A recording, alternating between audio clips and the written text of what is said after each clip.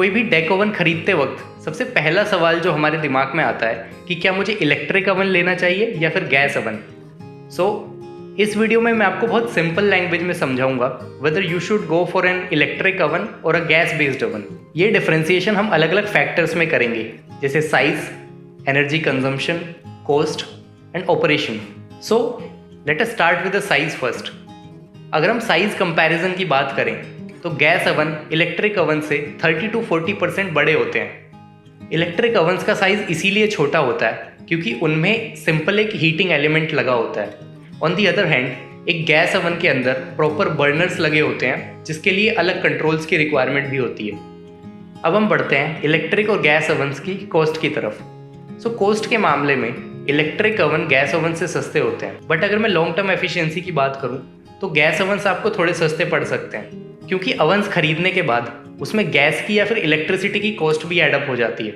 अब मैं आपको एक रफ एग्जांपल देके समझाता हूँ कि आपका 1 घंटा इलेक्ट्रिक ओवन यूज़ करने में कितना खर्चा होगा और 1 घंटा गैस ओवन यूज़ करने में कितना खर्चा होगा। एक electric single deck 2 tray oven के केस में जिसकी रेटिंग 6 किलोवाट है, जहाँ पे हमने यूनिट कॉस्ट 7 रुपये कंसिडर करी है, उसको 1 घंटे यूज़ करने में आपकी टोटल कॉस्ट आएगी अराउंड 46.2। और अगर हम कंसिडर करते हैं कि आप प्रॉपर 1 घंटा अगर ओवन यूज़ नहीं कर रहे हैं, वो बीच में बंद भी होगा, it will be around 42 rupees. On the other hand अगर हम gas single deck 2 tray oven की बात करते हैं जो 1 घंटे में अराउंड 200 ग्राम गैस कंज्यूम करता है और हम 14 kg सिलेंडर की कॉस्ट कंसिडर करते हैं लेट अस से 1000 rupees, cost of running a gas oven in an hour will be 15 rupees.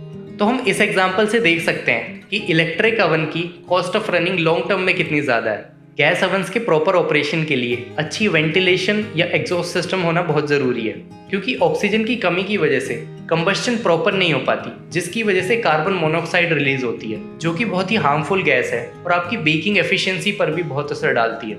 तो इसीलिए अगर आप एक गैस ओवन यूज़ कर रहे हैं तो उसकी प्रॉपर एफिशिएंसी के लिए मेक श्योर कि आप उसे प्रॉपर वेंटिलेटेड जगह पे रखें और एग्जॉस्ट सिस्टम वहाँ पर प्रॉपर हो। While on the other hand electric ovens काफ़ी कम स्पेस में भी हाई एफिशिएंसी के साथ काम कर सकते हैं, इसीलिए काफ़ी सारे रेस्टोरेंट्स इलेक्ट्रिक ओवन भी प्रेफर करते हैं। अब इन सब के बाद सवाल ये आता है कि आपको कौन सा ओवन खरीदना चाहिए। अगर आपके एरिया में पावर आउटेज का इशू है तो आप एक गैस ओवन ले सकते हैं क्योंकि अगर इलेक्ट्रिसिटी नहीं होगी तो आप अपने कस्टमर्स को बेटर वे में सर्व नहीं कर पाएंगे।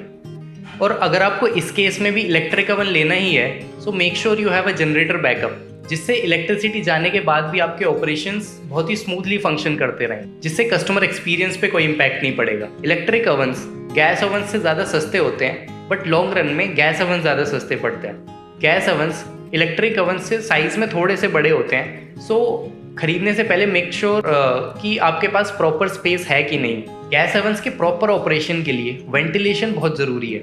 तो अगली बार जब भी आप एक डेक ओवन खरीदने का प्लान करें तो आप इन सब बातों का ध्यान रख सकते हैं। Thank you for watching this video. Bye bye.